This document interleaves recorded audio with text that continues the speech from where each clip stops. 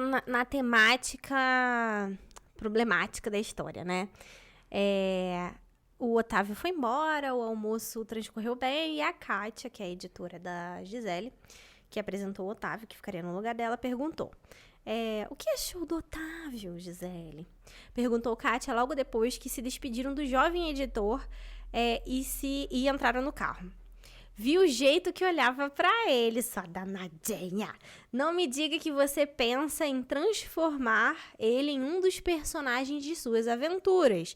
Continuou ela com um tom de confidência. Por quê, né? Pra quem tá vendo talvez esse corte, porque a Gisele é uma escritora que escreve sobre seus casos amorosos. Então, o que a Kátia estava querendo dizer era, tipo, não pegue o editor que vai ficar no meu lugar. Não exagera, Kátia, sei ser discreta. Além do mais, não como onde trabalho. Ótimo isso, não como onde trabalho.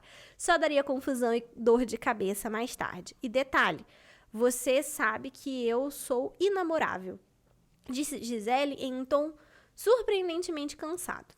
Que isso, Gisele? Você, inamorável, uma mulher incrível como você que não se dá as oportunidades para florescer. Aposto que ainda fala com aquele miserável do Pedro. Aí entrou o antagonista na história pela primeira vez. E a amiga já descrasca. Um parasita ele, só te suga. Olha só, afirmou firme Kátia enquanto começava a dirigir. Quem disse que o fato de eu ser inamorável tem a ver com Pedro? Perguntou, levantando uma sobrancelha. Detestava como não trazia um assunto Pedro em pauta. Porque Pedro é o antagonista dessa história. É o grande vilão dessa história. É o beco sem saída de Gisele. Meu Deus. Que horrível. Mas a gente tem a apresentação, então, sabe... Olha que legal isso daqui. Porque quando a gente, lá dentro da jornada para o escritor, eu mostro para os meus alunos as 12 tramas padrões, né? Ou as 12 principais tipos de trama que a gente tem dentro das histórias. Tramas bases. Que dessas tramas bases a gente deriva várias histórias. E essa da Gisele, a gente pode dizer que é quase uma derrota ao monstro. Porque ela tem um monstro que é o Pedro para derrotar. E por que eu tô falando isso, né? A gente tem um vislumbre do que é esse problema na vida dela. A gente viu a empolgação. O primeiro problema apresentado era Gisele precisa entrar numa reunião e apresentar o manuscrito dela. E criou-se uma tensão no início do primeiro capítulo para falar disso. Com isso, a gente conheceu muito da Gisele. Como ela era ansiosa, como ela era desajeitada, atrapalhada, atrasada, diga-se de passagem. Conhecemos um pouco da casa dela, onde ela mora e etc, de uma forma natural, de uma forma gostosa da gente conhecer. E agora que esse problema passou, a gente conheceu o personagem Otávio, que poderia ser, que deixou aqui um temperinho de será que é um próximo affair?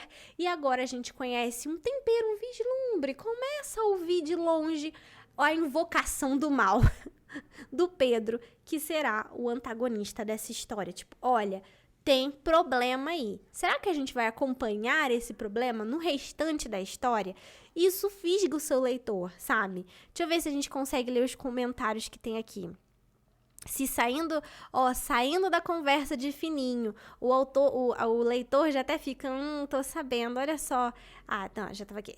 Olha só, ela saindo da conversa de fininho, né, pela tangente. Já gostei do Pedro, autora, por favor, me dê muitos motivos para odiá-lo.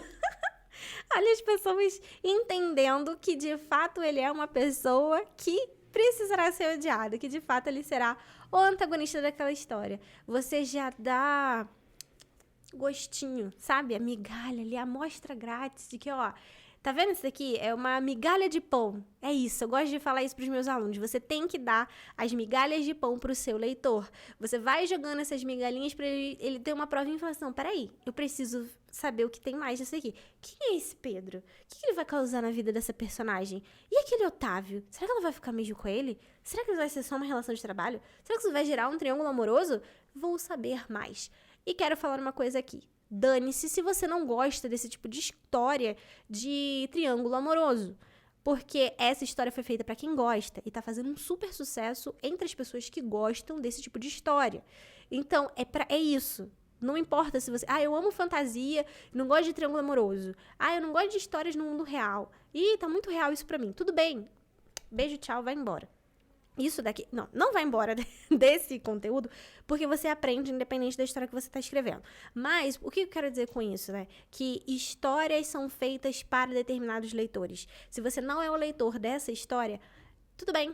Mas essa história, do jeitinho que está sendo contada, está agradando justamente os leitores que gostam desse tipo de modelagem. Entenda o seu público, entenda qual é a experiência que eles desejam e o que você entrega para ele. E esse público que gosta desse tipo de história já fica roendo as unhas. Quem é o Pedro? Quem é o Otávio? Eu preciso saber mais sobre eles. E é assim que você deixa os seus leitores curiosos, pronto para clicar no próximo aqui, no próximo capítulo, para saber mais.